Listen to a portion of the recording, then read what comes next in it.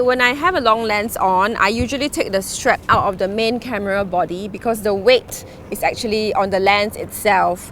So the strap goes on the lens. As you can see, it balances this way. However, I think I most commonly actually use this piece that can be attached to the long lens. Let's say if you're on a job, you have to run from one location to another. My best grip is usually on this L plate. So that is actually how I would hold the lens moving around. So it's also the most stable way of holding it. The monopod comes in really handy. Say if you are shooting a tennis game and you have stationed yourself in one place for the next duration of the entire game, you wouldn't want to be, trying to balance the lens using the strength of your arms, and so the monopod comes in really handy. Today, because the wind is fairly strong and I may tend to have a little bit of vibrations, setting it to 1/250 is one way. Having a monopod is a second way to stabilize the weight of the lens.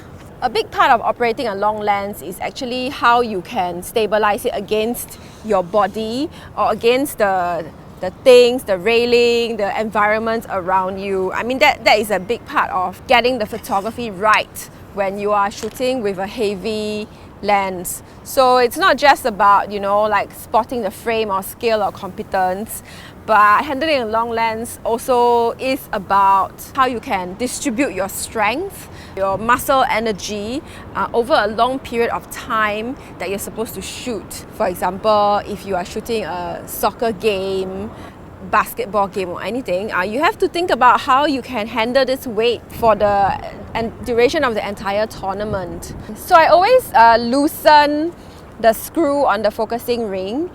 The monopod is attached to the L plate, which is attached to the focusing ring.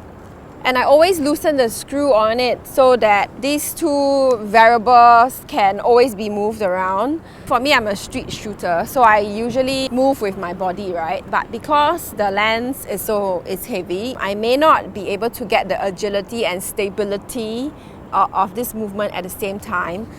So then I'll have to depend on, my expertise at trying to keep this stable and still moving around. So yeah, it's not about technical skills, but a bit of smarts about how you can handle your equipment.